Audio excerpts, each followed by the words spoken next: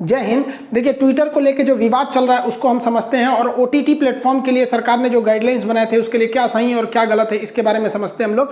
और चाइना ने किस तरह से कोरोना वगैरह को लेके किस तरह से भारत का मजाक उड़ाया है इसको समझते हैं। देखिए, पिछले कुछ दिनों से ट्विटर ने कुछ ऐसे काम किए जो उसे नहीं करना चाहिए था, जिसमें सबसे गलत किया उसने हमारे उपराष्ट्रपति वेंकैया नायडू का ब्लू टिक छीन के उनका मतलब अकाउंट कुछ देर के लिए हटा दिया। हालांकि बाद में उसने कहा सफाई देते हुए वापस दे दिया।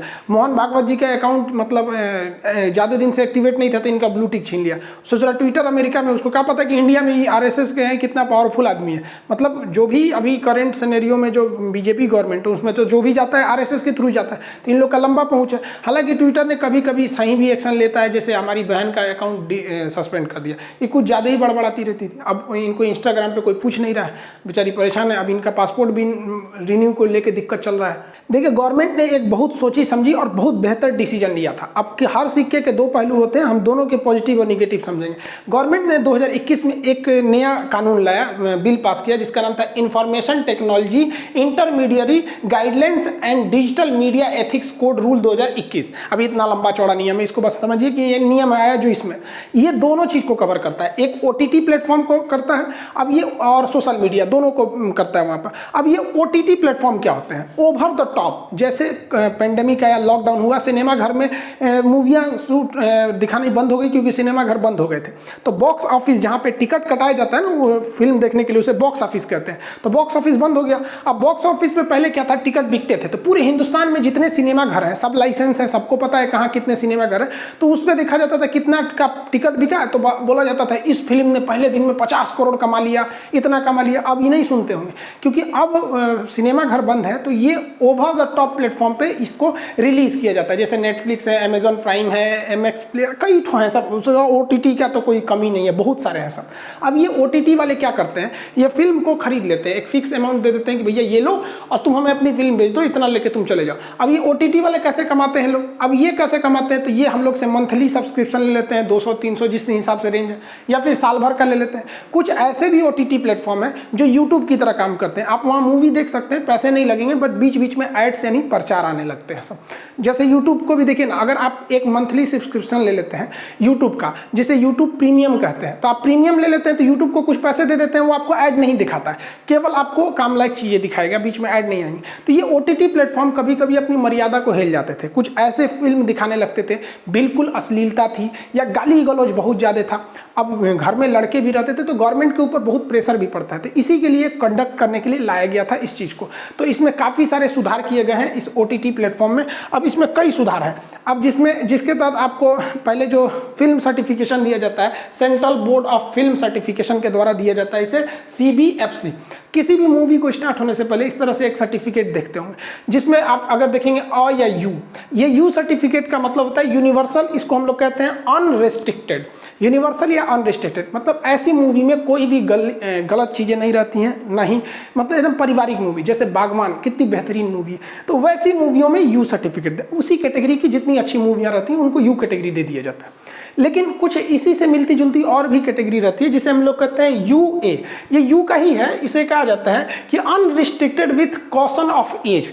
इसमें भी कोई रिस्ट्रिक्शन नहीं है, लेकिन इसमें एक एज बाउंडेशन लगा दिया गया।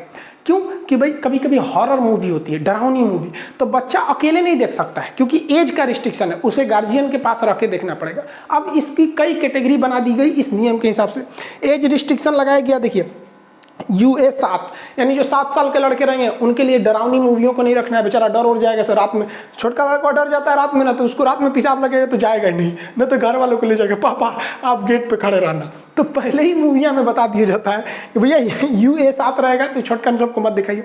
उसी तरह से यूए 13 साल के लिए, 16 साल के लिए अलग अलग। अब किसी में खतरनाक स्टंट रहेंगे या फिर गाली गलौज रहेंगे, तो होता क्या है कि कुछ गाली गलौज एक्सेप्टेबल होते हैं, चलो भैया इतना तक चलेगा, लेकिन एकदम खुल के गरियाने लगोगे तो वो भी नहीं चलता है। तो वो एज रिस्ट्रिक्शन पे रहता है कि किस एज को देखना चाहिए। अगर एज रिस्ट्रिक्शन मान के चलिए 13 साल है, कोई 12 साल का लड़का देख रहा है तो वो खुद ही गलत कर रहा है, तो इसमें गार्जियन के प्रेजेंस में उसे देखा जा सकता है। इसके अलावा एक और सर्टिफिकेट होता है जिसे हम लोग कहते हैं व या ए, ये तो एडल्ट होते हैं 18 साल से ऊपर का। इसमें अश्लील मूवी भी आ जाती हैं या गाली गलौज ज्यादा रहता है, ये सब भी इसमें आ जाते हैं सब। अब एक एस होता है, एस हम लोग नहीं देखे होंगे, ये स्पेसिफिक चीज़ों के लिए दिखाया जाता है। जैसे मान के चले किसी डॉक्टर को पोस्टमार्टम में क्या क्या चीज़ें होती हैं उसको अगर एक मूवी के तौर पे दिखाना है तो वो उसमें दिखा सकता है। साइंटिस्ट के लिए या कोरोना को किस तरह से कोरोना वैक्सीन का जीनोम सीक्वेंसिंग किया जाता है तो उसको एक बड़े से मूवी कन्वेंशन हॉल में अगर दिखाएंगे इस तरह से तो उसके लिए स्पेसिफिक एस का यूज किया जाता है। तो ये 4 टाइप के जो होते हैं ये हम लोग के मतलब पहले से सर्टिफिकेशन दिए जाते थे। आप मूवी शुरू करेंगे तो आपको पता चल जाएगा कि किस कैटेगरी की मूवी है शुरुआत के 10 सेकंड में इस सर्टिफिकेट को देख के। इस नियम में OTT प्लेटफॉर्म को कहा गया है कि आपका अगर कोई मूवी रिलीज हो जाती है तो उसके बाद भी अगर गवर्नमेंट कहती है कि उस चीज़ को काट दीजिए तो काटना पड़ेगा। जैसे तांडव मूवी में कोई सीन को लेकर गवर्नमेंट ने कटवा दिया था तांडव मूवी को, तो उसके बाद से वो उसका जो विवाद था उसको काट दिया गया। इस नियम में कई सारे और चीज़ें दिए गए। इसमें ना जो सोशल मीडिया के लिए जो सेक्शन बनाया गया, अब सोशल मीडिया में हर चीज़ आता है, व्हाट्सअप, ट्विटर, फेसबुक, ये सब चीज़ें आ जाती हैं। तो उसमें नियम काफ़ी अच्छा गवर्नमेंट ने बनाया। सबसे पहले उन्होंने कहा कि भाई आपको फर्स्ट ओरिजिनेटर का पता करना पड़ेगा कि सबसे पहले इसको किसने डाला। जैसे किसी वीडियो से बवाल मचता है तो सबसे पहले किसने डाला, या किसी पोस्टर से होता है तो किसका, तो ओरिजिनेटर का पता चल जाएगा। उसके बाद इसने कहा कि एक ऑफिसर आपको क्या करना पड़ेगा, इंडिया में क्या करना पड़ेगा, अपॉइंट करना पड़ेगा, जो ग्रीवांसेज यानी शिकायतें सुने लोगों की कि भैया इस चीज़ को हटाना है यहाँ है। अब उसको क्या करना पड़ेगा, 15 दिन में आपको उस शिकायत को हटाना पड़ेगा। बहुत बार ऐसा होता है किसी के MMS वायरल कर दो, बेचारा का पूरा लाइफ खराब हो जाता है। तो ऐसे चीज़ों को 15 दिन के अंदर अंदर आपको हटाना पड़ जाएगा। ये गवर्नमेंट ने इस नियम में कहा था जो बिल्कुल बेहतरीन था। इसके अलावा कहा था गवर्नमेंट ने कि मंथली आपको रिपोर्ट फाइल करना पड़ेगा कि इस महीने आपने किस कैटेगरी के शिकायतों को हटाया, ताकि गवर्नमेंट उस पर और अच्छे से नज़र रखे कि किस कैटेगरी के शिकायत आ रहे हैं। जैसे किसी के MMS का, या धार्मिक टिप्पणी कर देना, या किसी की राजनीतिक टिप्पणी करके छवि खराब कर देना, उस टाइप के ये चीज़ों को इसमें कहा गया था। तो ये तो बेहतरीन बात थी। अब सारे सोशल मीडिया ने इसे मान लिया, ट्विटर ने इसको नहीं मान रहा था। हालांकि इसमें एक और चीज़ थी जो गवर्नमेंट यहाँ छुपा रही है। गवर्नमेंट ने कहा था कि अगर हमें कोई चीज़ अनअप्रोप्रिएट लगेगी, ऐसा लगेगा कि ये चीज़ ठीक नहीं है, तो आपको वो चीज़ें भी हटानी पड़ेगी। तो ट्विटर ने कहा कि इस तरह से तो आपने तो कोई डिफिनेशन ही नहीं दिया ना कि आपको कौन सा चीज़ अच्छा लगता है या कौन सा चीज़ खराब लगता है। तो आप तो किसी चीज़ को कहेंगे हटा दीजिए, तो फिर हमारा तो एक तरह से आप मेरे मुँह पर लगाम लगा दिए आप यहाँ पे। इस पर हम आगे आते हैं, अभी चर्चा करेंगे। तो गवर्नमेंट की बात ट्विटर नहीं मान रहा था। तो हालांकि ट्विटर को भी देखिएगा, उसका भी कहना 100% गलत नहीं था, क्योंकि गवर्नमेंट पहले डिसाइड करेगी ना कि हम ये कैटेगरी बोलेंगे तो तुम उसे हटा देना। लेकिन गवर्नमेंट ने सीधा ये कह रही है कि हमको जो चीज़ अनअप्रोप्रिएट लगेगी हम आपको बोलेंगे आप 24 घंटे के अंदर उसको हटाइए। यहाँ पे ये तो भाई फिक्स कीजिएगा ना किस चीज़ को हटाएंगे। उस तरह पता चला कि कोई बात सही भी है, पब्लिक की कोई डिमांड है, गवर्नमेंट ने कहा कि भाई इससे तो हमारी छवि खराब करेगी, ट्विटर को कहो तो हटा दे, तो ऐसा भी नहीं चलेगा। तो बड़ा सारा घमासान हुआ इसमें लेके। तो ट्विटर मान ही नहीं रहा था, बाकी सब मान गए। तो गवर्नमेंट ने ना ट्विटर को भी कमज़ोर नस पकड़ लिया। 2002 में इंफॉर्मेशन टेक्नोलॉजी एक्ट सन 2000 में एक नियम आया था जिसमें कई सारे सेक्शंस थे। उसका जो सेक्शन 79 था ये किसी भी सोशल मीडिया को बड़ा अच्छा आज़ादी देता था। इसमें कहा गया था कि एन इंटरमीडियरी, मतलब जो सोशल मीडिया प्लेटफॉर्म है, नॉट टू बी लाइबल, वो जिम्मेदार नहीं है for any third party information, कि अगर उस पर कोई थर्ड पार्टी इंफॉर्मेशन, डाटा और कम्युनिकेशन लिंक मेड अवेलेबल और होस्टेड बाई हिम, यानी अगर कोई व्यक्ति फेसबुक पे कोई कमेंट करता है या फेसबुक पे कोई पोस्ट डालता है, उस पोस्ट से बवाल होता है, तो इसके लिए फेसबुक इंटरमीडियरी जिम्मेदार नहीं है, बल्कि जो पोस्ट करने वाला व्यक्ति है वो जिम्मेदार है। तो ये सारी सोशल मीडिया को ये अधिकार मिला था। गवर्नमेंट ने ट्विटर से ये अधिकार छीन लिया, कहा कि ना अब ट्विटर पे भी केस हो जाएगा, क्योंकि ट्विटर हमारी ये बातें नहीं मान रहा है तो उस पर भी केस हो जाएगा। तो ट्विटर का मन ठंडा गया कि ना ना ना भाई, हम आपका ये वाला भी बात मानेंगे, हमको ये वाला भी प्रोटेक्शन दीजिएगा। इसलिए ट्विटर पे भी केस होना चालू हो गए सब। यहाँ पर समझ में आ रहा है कि नहीं आ रहा? तो इसमें देखिए हम लोग को भी सोच समझ के रखना चाहिए, क्योंकि गवर्नमेंट जो है वो ट्विटर को पूरी तरह से बैन नहीं करेगी, क्योंकि मोदी जी और उनके पूरे मंत्रिमंडल को पता है कि ये सोशल मीडिया की ज़रूरत कितनी है। और इन लोगों का कैंपेन भी देखेंगे तो सोशल मीडिया पे बहुत ज़्यादा रहता है, बट ये पूरी तरह से खुला छूट भी नहीं देना चाहते हैं। नाइजीरिया ने क्या किया है, ट्विटर को बैन लगा दिया। इंडिया में बैन नहीं होगा, बट पैरेलल कू ऐप को भी क्या किया जाएगा, प्रमोट किया जाएगा। बट कू उस तरह से सक्सेस नहीं हो पा रहा है जिस तरह से ट्विटर है, और कू की बातों को भी उस तरह से नहीं सुना जा रहा है जिस तरह से ट्विटर की बात को, क्योंकि ट्विटर पर जब आप कुछ कहते हैं तो पूरी दुनिया देख सकती है। अब ये कू उस तरह से पूरी दुनिया में है नहीं यहाँ पे। तो कई बार ऐसा होता है कि दुनिया में इस चीज़ की बदनामी ना हो, इसलिए आदमी जल्दी सरकार उस बातों को सुन लेती है। जैसे कभी कभी कोई चीज़ होता है ना कि जैसे समाज में ना आए इसलिए जल्दी से निपटा दो इस चीज़ को, तो ये भी है। अब गवर्नमेंट अगर यहाँ ऐसा कहेगी कि हम जो चीज़ों को बोलेंगे तुम उसे हटा दो, तो इसका मिसयूज भी हो सकता है। जैसे आप याद कीजिए, आज से 6 महीना पहले मोदी रोजगार दो, पूरे इंडिया के टीचरों ने इसका ट्रेंड चलाया, मोदी रोजगार दो, पॉलिटिकल में नंबर 1 ट्रेंड किया था। 6.4 मिलियन ट्वीट, इस पे कितने ट्वीट्स को डिलीट किए गए थे, बहुत सारे ट्वीट को डिलीट किए गए। तो इसमें कोई गलत तो है नहीं भैया, रोज स्टूडेंट ऊब चुके थे सब, इसलिए मोदी रोजगार दो का ट्रेंड चलाया गया। या फिर आप 1 साल पहले देखिएगा, मोदी रोजगार दो से पहले speak up for railway and SSC student, इसको अमेरिका के लोगों तक ने देखा। ये लोग इंडिया के ही हैं, अमेरिका में सेटल हैं, तो वहाँ पे तो बहुत अच्छी बात है, यहाँ से लोग वहाँ जाके सेटल रहते हैं, तो कम से कम भारत की बातों को भी तो सुनते हैं लोग। तो इस तरह से भी अगर गवर्नमेंट करेगी तो गलत है, क्योंकि गवर्नमेंट ने डिसाइड नहीं किया कि वो किस चीज़ को कहेगी हटाओ और किस चीज़ को कहेगी कि नहीं हटाओ। लेकिन यहाँ पे गवर्नमेंट हावी पड़ेगी, क्योंकि हमारा देश है तो नियम हमारा ही लगेगा। बाकी अगर इस कानून में ये जोड़ दिया जाए कि एक लिस्ट बना दिया जाए कि इस चीज़ों के रिलेटेड हम चीज़ों को अगर बोलेंगे तो आप हटाइएगा, तो ये कानून एकदम बेस्ट है। इसमें 90% ये बहुत अच्छा कानून है, क्योंकि हर चीज़ हमें मिल रहा है। बट एक वही है ना कि 10% की वजह से थोड़ा सा दिक्कत हो रहा है। आप अगर फेसबुक और यूट्यूब पर चिल्लाइएगा ना पेट्रोलियम का दाम महंगा हो गया, पेट्रोल का, सरसों तेल का, तो उतना ज़्यादा इफेक्ट नहीं पड़ेगा। लेकिन अगर ट्विटर पे अगर नंबर 1 ट्रेंड चला गया तो बहुत ज़्यादा इसका इफेक्ट देखने को मिलता है। ये बात हकीकत में भी है। अब आप बताइए भाई, ये सरसों का तेल ये गरीब लोग कहाँ से 200 रुपये लीटर में है का यूज करेंगे, बहुत दिक्कत हो जाता है।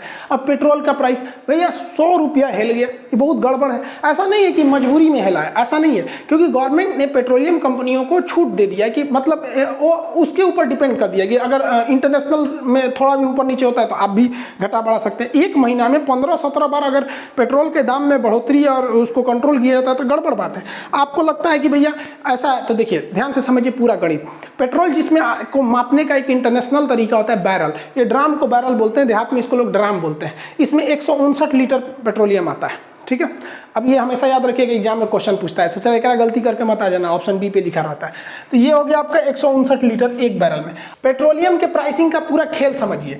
2021 का तुलना हम लोग 2013 से करके देखते हैं, तो 2021 में $70 प्रति बैरल पेट्रोलियम जो क्रूड ऑयल मिल रहा है। तो पेट्रोलियम से फिर इसको पेट्रोल डीजल अलग अलग चीज़ बनाया जाता है, इसमें सरकार की भी कुछ कॉस्टिंग आती है। अब यहाँ क्या होता है, ना किसी को डॉलर समझ में आता है ना बैरल समझ में आता है। तो बैरल तो बता दिए 159 लीटर होता है। अब हम इसको कैलकुलेट करके आपको बता देते हैं। इसमें 70 में 72 से गुणा कर देते हैं तो ये रुपया में आ जाएगा, इसमें गुणा कर देते हैं 159 से तो लीटर में आ जाएगा। तो अभी सरकार को जो कच्चा तेल यानी क्रूड ऑयल मिल रहा है वो 31 रुपया प्रति लीटर मिल रहा है। अब इसको सरकार रिफाइन करके बेच रही है 105 रुपया, अलग अलग राज्यों में कहीं 102 है, कहीं 105, 106, अलग अलग राज्यों में। इतना भयानक मार्जिन है, जबकि सरकार को प्रति लीटर अगर इसको बेचे पेट्रोलियम को, अगर ये 50 रुपये भी बेचती है सरकार ना, तो भी इसको प्रॉफिट आता है। क्योंकि प्रति लीटर अगर इसको देखते हैं लोग ना, तो 7 रुपये इसकी मार्जिन, मतलब पर लीटर 7 रुपये कॉस्टिंग आ जाएगी, एक रफली आंकड़ा मिला लीजिए तो। लेकिन एकदम फ्री, मतलब एकदम सस्ता भी नहीं दे सकती है गवर्नमेंट, क्योंकि उसके अपने भी कुछ खर्चे होते हैं। भले बोल दिया गया है कि वैक्सीन देंगे फ्री में, तो वैक्सीन का पैसा नहीं लेंगे तो कहीं और से पैसा लेंगे। तो इतना लंबा मार्जिन रखा गया है पेट्रोलियम पर। अब आप इसकी तुलना करिए पहले के वक्त में, 2013 में इंटरनेशनल मार्केट में क्रूड ऑयल का प्राइसिंग बहुत हाई था। उस समय $110 प्रति बैरल पेट्रोल था, तो पेट्रोलियम मतलब क्रूड ऑयल था। अगर इसको हम चेंज करते हैं इसी फॉर्मूला से, तो उस वक्त पेट्रोल था 49 रुपये प्रति लीटर, गवर्नमेंट को आता था। अब इसको रिफाइन वगैरह करके गवर्नमेंट इसमें करके टोटल इसे 80 रुपये में बेचती थी। तो उस वक्त गवर्नमेंट का मुनाफा ज़्यादा नहीं रखा गया था पेट्रोल पे, जबकि अभी बहुत भयानक मुनाफा है। अब ये ओपन मार्केट में आप इस डाटा को आराम से देख सकते हैं, ऐसा नहीं है कि इसको कोई छुपाएगा, पूरी ट्रांसपेरेंट रहती है कितना रेट रहता है। तो यहाँ इस वजह से थोड़ा सा पेट्रोलियम ज़्यादा हो जाता है। अब भाई जो इंसान EMI पे गाड़ी लिया है बेचारा, अब वो छोटी मोटी जो ड्यूटी करते हैं लोग, 15-20 हज़ार जिनकी सैलरी रहती है, तो कहाँ से भरवा पाएंगे 110 रुपये 105 रुपये लीटर पेट्रोलियम। अब ये सब चीज़ें जब ट्विटर पे जाने लगती है तो गवर्नमेंट पे प्रेशर पड़ता है। ऐसा नहीं है कि गवर्नमेंट सुधार नहीं सकती है, इससे बुरे बुरे दिन हम लोग देखे हैं। लोग 1991 में भारत का सबसे काला दिन था। उस समय प्रधानमंत्री PV नरसिम्हा राव थे और वित्त मंत्री थे आपके मनमोहन सिंह के पास था वहाँ पे। तो उस समय हम लोग के पास केवल $3 बिलियन फॉरेन रिजर्व था। अभी के वक्त में कितना है, 605 बिलियन डॉलर है, लेकिन उस वक्त केवल 3 बिलियन डॉलर, यानी हमारे पास केवल 15 दिन का पैसा बचा था।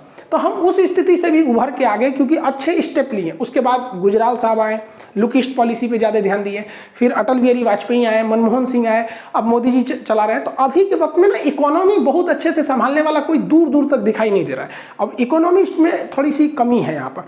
जिस तरह से मनमोहन सिंह का स्पेशली पूरी दुनिया जानती है उसको इकोनॉमी के हिसाब से, क्योंकि उनके जो इकोनॉमिस्ट हैं, जो उनकी सोच समझते हैं, उनकी तो विपक्ष भी बात बोलते हैं इस बात को। उस कैटेगरी का भी इकोनॉमी संभालने वाला नहीं मिल पा रहा है। लेकिन उनके इकोनॉमी में भी घोटाले सबसे भयानक हो गए थे। अब महंगाई बढ़ाने के लिए विपक्ष भी कम नहीं है। अब विपक्ष, एक बार मोदी जी से गलती क्या हो गया, बोल दिए कि पकौड़ा बेचना भी रोजगार है। अब विपक्ष वाले हर चौराहे पे पकौड़ा छानने लगते थे, सब मोदी जी को बदनाम करने लगते थे, सब प्रधानमंत्री वगैरह। अगर आपके GTV स्टूडियो के बाहर कोई पकौड़े बेचता है और शाम को 200 रुपया कमा करके घर जाता है, उस व्यक्ति को आप रोजगार मानोगे कि नहीं मानोगे? अरे भाई, सबसे मिस्टेक हो जाता है, हमारे मोदी जी से भी हो गया, लेकिन विपक्ष पीछे ही पड़ गया। मोदी जी ने कहा रुको बताते हैं, सरसों तेल के रेट बढ़ा दिए, ले अब 200 रुपया, अब तो छाने तो पकौड़ा, यहाँ पे सब शांत हो गए लोग छानने वाले। ये विपक्ष वाले कम नहीं है, सब यहाँ पर पकौड़ा छानने के लिए बदनाम कर देता है सब। शायरी सुनिए एक ठो, हमें तो सरसों तेल ने लूटा, पेट्रोल में कहाँ दम था, मेरा पकौड़ा भी नहीं डूबा क्योंकि कढ़ाई में तेल कम था। तो सारे विपक्ष वाले जो बदनाम कर रहे थे लोग ना, देखो आप भुगतो, इसलिए कहते हैं सब सॉरी बोलो, चलो मोदी जी से सॉरी बोलो, सॉरी मोदी जी, अब कोई नहीं बोलेगा ये सब पकौड़ा वकौड़ा वाला बात, आप मान जाइए प्लीज़, गुस्सा मत होइए, मान जाइए, सॉरी कर रहे हैं, इसका सरसों तेल नीचे कर दीजिए, बहुत महंगा हो गया, गरीब इंसान बेचारा मर जाएगा, कहाँ से खाएगा वहाँ पे। अब सोचिए गरीबी कितनी भयानक है इंडिया में। ये समझिए कि लॉकडाउन में जनधन योजना में 500 रुपया आया अकाउंट में, ऐसे 500 करके गवर्नमेंट कई बार भेजी। उस 500 रुपये के लिए बूढ़े लोगों को हमने देखा है जो सीधा खड़ा नहीं हो पा रहे थे, बेचारे 4-4 घंटे वो लाइन में लगे थे 500 रुपये के लिए। अब इस 500 रुपये में अगर वो 200 रुपये वाला सरसों तेल खरीदते हैं तो कहाँ जाएंगे? 500 रुपये के लिए इस तरह से लाइन लग जाती है। और ये सब बातें जो ट्विटर पे आती है तो फिर बाहर भी देखने को मिल जाता है ये सब चीज़। और सरकार भी एक दिन नया हम लोग को कहानी सुना रही है। अब जैसे मान के चले कोवैक्सीन का तो 28 दिन था, स्पुतनिक का 21 दिन, इसमें चेंजिंग नहीं हुआ है, लेकिन कोविडशील्ड में सोचो एक को कहानी डेली सुनिए, पहले 28 दिन पे, फिर 56 दिन पे, फिर कहा गया 90 से 120 दिन पे लगाइए यहाँ पर। अब इसमें हम बोली सुन गए अपने घर पे मम्मी से, हमारी मम्मी को फर्स्ट डोज लगाए हुए 56 दिन हो गए थे, लगभग 15 दिन पहले 56 दिन हो गए थे। तो मम्मी कही कि हम दूसरा डोज लगवा लेते हैं। हम कहे नहीं मत लगाइए, सरकार ने कहा है कि 90 दिन पे लगाइएगा तो इम्यूनिटी और अच्छी हो जाएगी, सरकार के पास डाटा है, प्रूफ है, वो प्रूफ के हिसाब से बोलती है, ऑथेंटिक। तो कहे ठीक है हम 90 दिन पे लगाएंगे। तो अभी उनका लगभग 80-82 दिन हो गया फर्स्ट डोज लगे हुए। अब इधर सरकार एक नया नियम लाने जा रही है कि नहीं 60 दिन पे वैक्सीन ठीक था। हमारी मम्मी 56 दिन पे लगवाने जा रही थी, हम रोक के उनको लगा दिया, अभी हेल गया, 80 दिन हेल गया। अब मम्मी हमको करिए रे तोरा पढ़े ले कौन फायदा, तोरा कुछ अता पता नहीं है यहाँ पे। हम कहिए भाई हम कोनो वैज्ञानिक थोड़े हैं, गवर्नमेंट के ऑफिशियल डाटा से हमको लगा पूरा रिसर्च करके किए होगे। अब बोली सुन गए हम यहाँ पर। अब सरकार कह रही है कि विपक्ष बदनाम कर रहा है, गलत अफवाह फैला रहा है। तो एक काम कीजिए, आप ये जो मोबाइल पे कोरोना वाला कॉलर ट्यून बजता है ना, इसको हटा के और कहिए कि सरकार की हर नीतियाँ अच्छी हैं, हर एक डाटा एकदम अच्छा है, आप विपक्ष के बहकावे में मत आए। अब ये कॉलर ट्यून बचेगा यहाँ पर। भाई आप एगो फिक्स कीजिए ना कि पूरा पब्लिक परेशान है, नहीं तो कुछ दिन में सरकार क्या कहेगी, एक के साथ दोनों वैक्सीन लगा लो, एगो दाहिना हाथ में एगो बायां हाथ में, एगो पीछे लगा लो, बूस्टर उड़ जाए एकदम, corona proof, bullet proof, water proof. अभी कोरोना का दर्द कम नहीं हुआ था, हमारा पड़ोसी चाइना इतना गलत काम किया है कि उसने अपनी जो भोंपू मीडिया है उसकी ग्लोबल टाइम्स, मतलब उस जो देखिए ग्लोबल टाइम्स में वही छपेगा जो सरकार बोलेगी। उसने G7 की जो मीटिंग हुई थी, हम पिछले वीडियो में बताए थे कि चाइना के खिलाफ किस तरह BBW प्रोग्राम चलाया गया, उससे बौखलाया, इतना खराब कार्टून बनाया, पूरी दुनिया को बुरा लगा होगा। ईसाई धर्म के इसमें मतलब कार्टून बना दिया गया यहाँ पे। अब ईसाई धर्म का एक लास्ट सपर एक बहुत फेमस ये एक आर्ट था, लियोनार्डो दा विंची। इसमें ईसा मसीह को लास्ट में यही दिखाया गया कि यहीं पे वो लास्ट में अपने अनुयायियों के साथ भोजन वगैरह कर रहे थे। ये काफ़ी फेमस है ईसाई धर्म के लिए। अब चाइना इसकी तुलना G7 की मीटिंग से किया।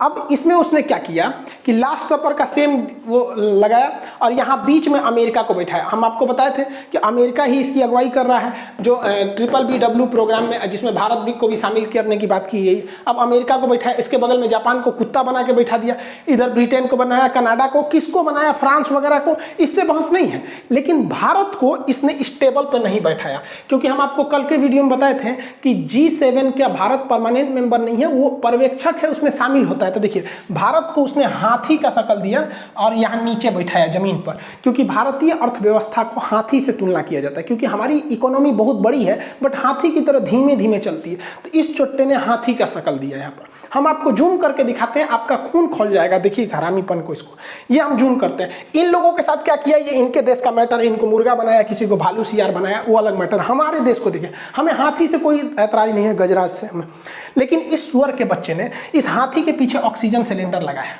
पूरी दुनिया में कोरोना फैलाया चाइना, और हम लोग का मजाक उड़ा रहा है क्योंकि हम लोग का ऑक्सीजन घट गए थे। हमारे यहाँ कम से कम ज़्यादातर लाशें तो केवल ऑक्सीजन की कमी से मरी हैं यहाँ पर। अब ऑक्सीजन विदेशों से मंगाना पड़ा, ऐसे ऐसे देश ऑक्सीजन दिए जहाँ पे हम लोग को उम्मीद नहीं थी, तो ये मजाक उड़ा रहा है। इसके अलावा आप देखिए यहाँ पर, यहाँ एक सलाइन चढ़ा रहा है, ये गंगा जल को दिखा रहा है, और यहाँ पर एक और सलाइन चल रहा है। अब इसमें अगर ध्यान से आप लोग को दिख नहीं रहा होगा, आप नेट से इसको last suffer image of corona global times लिखेंगे तो आएगा। इसमें गाय का फोटो है, मतलब ये क्या दिखा रहा है, गौमूत्र दिखा रहा है।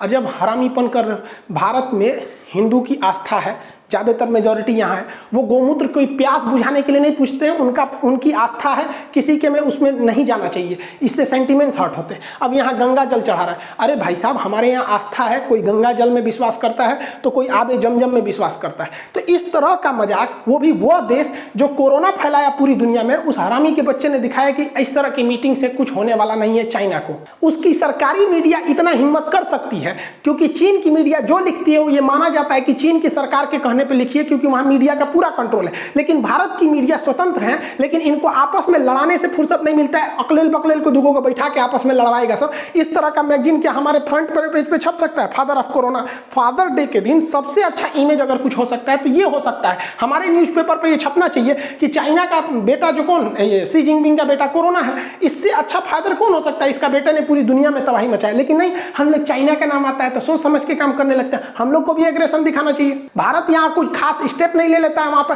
खुल के बोलना चाहिए कि ये कोरोना जो है चाइना की देन है, वो वुहान लैब से लीक हुआ था। जब श्रीलंका में हो रहे अत्याचार की जांच एलटीटी के खिलाफ यूएनओ में हो सकता है, आतंकवाद के खिलाफ जांच यूएनओ में हो सकता है, हमास इजराइल का मामला, इजराइल ने कितने रॉकेट मारे, कितने मिसाइल मारे, इसकी जांच अगर यूएनओ में हो सकती है तो बताइए कोरोना की वजह से चाइना ने इतना कोरोना फैलाया, लाखों करोड़ों लोग की जान गई, इसकी जांच क्यों नहीं होगी यूएनओ में? और अगर यूएनओ जांच नहीं कर सकता तो भाड़ में जाए साला, यूएनओ किस काम का है? यहाँ हमारे यहाँ लाशें बिछ गई, और हम लोग के किसी भारत के किसी बड़े नेता को आप नहीं देखे होंगे जो खुल के चाइना का विरोध किया होगा। चाइना हर जगह अपना दादागिरी दिखा रहा है, वो अमेरिका को कम्पिटिट करना चाह रहा है चाइना, जबकि हमारे यहाँ सॉफ्ट नीति चाइना के प्रति, चाइना के नाम आते एकदम सॉफ्ट नीति हो जाते हैं। ऑस्ट्रेलिया ने कहा जांच होना चाहिए, ब्रिटेन और अमेरिका ने कहा जांच होना चाहिए। कभी सुने भारत के किसी बड़े पद पर हमारे प्रधानमंत्री को ये आलोचना करते हुए कि ये खुल के बोलते हुए कि वुहान लैब से निकला? इसमें क्या डर रहे हैं भाई? जबकि हमेशा उसको फायदा होता है, व्यापार से बंद होगा व्यापार, उसको घाटा हो जाएगा। लेकिन नहीं, मोदी जी भी जब गुजरात के सीएम थे उस समय इतना एग्रेसिव रहते थे,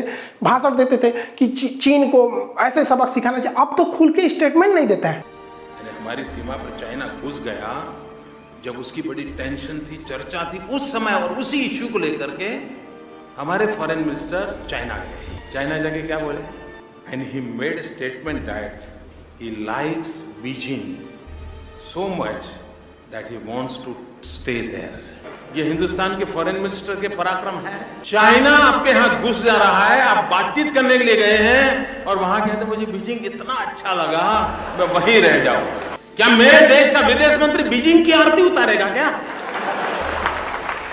हम लोग मर रहे हैं, कितने लोग, गंगा में लाशें बह रही हैं चीन की वजह से। कोरोना हम लोग की देन थोड़ी है। शुरुआत में ही चोट्टा बोल देता अगर वो 2019 में ही कि ये ह्यूमन टू ह्यूमन फैल रहा है तो हम लोग बैन लगा देते लोग चाइना के ट्रेवल पर। लेकिन नहीं, और हम लोग एकदम आराम से चाइना नाराज ना हो रहा है, चोट्टा कहीं का। उसको ट्विटर पे पूरा दुनिया को तो हम कहते हैं कि चाइना को मतलब एक सबक सिखाना चाहिए, फाइन लगाना चाहिए, साला इतना जान गया है वहां पे चाइना से। आप बताइए क्या भारत सरकार को एग्रेशन लेना चाहिए कि नहीं लेना चाहिए? एकदम कड़े नीति की जरूरत है कि उससे तो हमें फायदा है ना। उधर साला गलवान घाटी में घुस रहा है, अरुणाचल प्रदेश में घुस रहा है, उसके बाद पूरी दुनिया में हम लोग का मजाक बना रहा है। इस तरह से भारत का मजाक उड़ा दिया गया। इस पर ट्विटर पे ट्रेंड नहीं किया जाएगा, रिपोर्ट ऑन चाइना वगैरह, इस पर नहीं ट्रेंड होगा। यहाँ पर हम तो कहते हैं इस पर भी धज्जी उड़ाना चाहिए ताकि पूरी दुनिया से ये ट्रेंड नहीं होना चाहिए कि चाइना को उसकी समझ में आए। चाइना में ट्विटर वगैरह नहीं चलता है, क्योंकि उसको पता है कि अगर चाइना ट्विटर फेसबुक चालू कर दिया तो वहाँ के लोग जो बहुत खुश होते हैं उनको समझ में आ जाएगा कि आज़ादी क्या होती है। जैकमा थोड़ा सा बात बोले थे कि चाइना की सरकार मतलब बहुत स्ट्रिक्ट होती है, जैकमा को गायब कर दिया ससुरा। कहाँ चल गए जैकमा? अली बाबा के एशिया के सबसे अमीर आदमी बनते थे। हमारे यहाँ ऐसा आज़ादी थोड़ी है, हमारे यहाँ कोई मर्यादा में रह के प्रधानमंत्री से लेकर कुछ भी बोल सकते हैं। यही तो भारत का लोकतंत्र है। हवाई चप्पल पे चलने वाला आदमी हवाई जहाज में घूमने वाला प्रधानमंत्री को बोलता है हाँ आप मर्यादा में रह के कुछ भी बोलेंगे, कोई कुछ नहीं कर सकता है। अब क्या है कि एकदम अंध विरोधी बन जाइए या तो अंधभक्त बन जाइए। अंधभक्त बनिए तो कुछ कमी ना सुनाई दे, अंध विरोधी बनिए तो दिन रात गरियाबे कीजिए। ऐसा भी नहीं होना चाहिए। लेकिन हाँ, चाइना को उसका सबक सिखाना जरूरी है, क्योंकि अब पानी सर से ऊपर चला गया। उस हरामी के बच्चे ने पूरी इकोनॉमी चौपट कर दिया।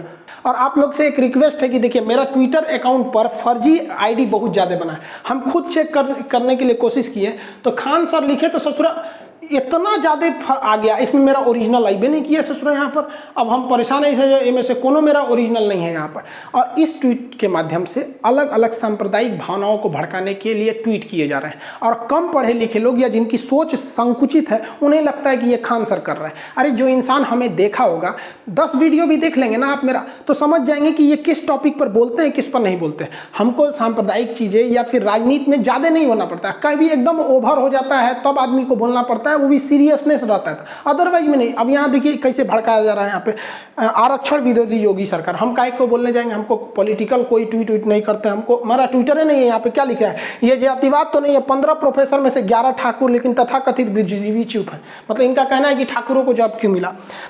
यह पहली बार नहीं है। 86 एसडीएम में से 56 यादव होने के अफवाह मात्र पर दोषी करार देने वाला तमाम मीडिया जगत, 61 जजों में से 52 सवर्ण होने पर चुप्पी साधा। यह मेरा नहीं है, लेकिन कोई सुनेगा तो क्या करे। एक भाई साहब कह रहे थे, इस पर ट्वीट का रिप्लाई दिए थे कि आप पढ़ाते ठीक है लेकिन राजनीति से दूर रहे। हम गए जब तो यो ना बुझा रहा है कि हमारा ना है तो तू क्या कर रहा है ट्विटर पे यहाँ देखिए मुसलमान को भड़काने के लिए। मुझे आज तक ये समझ में नहीं आया कि मदरसे की पढ़ाई कौन सी कंपनी के काम में आती है। सरकार फिर भी इस पर करोड़ रुपए खर्च करती है। इस पर लिखा है रियल खान सर, ऐप पे लिखा है खान सर ऑफिशियल। ये दोनों मेरा नहीं है यहाँ पे। अब बताइए, इसमें मुसलमान लोग भड़क जाएगा भाई। जबकि आराम से सोचिएगा तो हमरो को कारखाना में काम नहीं है। किसी कंपनी हमको काहे लिए लेंगे? हमको कंपनी में पढ़ाना है। अब कोई ज्योग्राफी का प्रोफेसर है, वो जाके कहेगा टाटा कंपनी में हमको काम है, तो ओकरो भगा देगा। आपका क्या काम है? तो किसी भी कंपनी में लिटरेचर का भी कोई काम नहीं रहता है। अब कोई शंकराचार्य आचार्य जी हैं, वो जाके कहेंगे कि टाटा कंपनी में काम, कंपनी में टेक्निकल आदमी का काम होता है। लेकिन इस तरह से कोई जवाब नहीं देता है। सांप्रदायिक मैटर में तुरंत भड़क जाते हैं लोग यहाँ पर, जबकि मेरा है नहीं यहाँ पर। तो प्लीज़ ऐसे लोगों को रिपोर्ट करें। फेसबुक पर मेरा एक नाम से आईडी बना दिया खान जीएस रिसर्च सेंटर, उस पर उल्टा सीधा एडल्ट वीडियो डाल रहा है। तो इससे थोड़ी सी छवि खराब हो जाती है। कम पढ़े लिखे लोगों को लगता है कि भैया ये खान सर ही हैं। आप सबको हम कहते हैं कि भैया देखिए, डिस्क्रिप्शन में हम आपको ट्विटर का लिंक दे देंगे।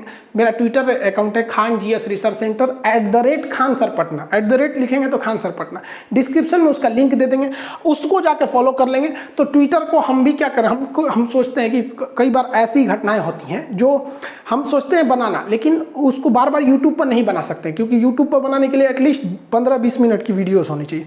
तो कुछ छोटे वीडियो 5-7 मिनट के रहते हैं, तो उसको सोचते हैं कि ट्विटर पे डाल दें।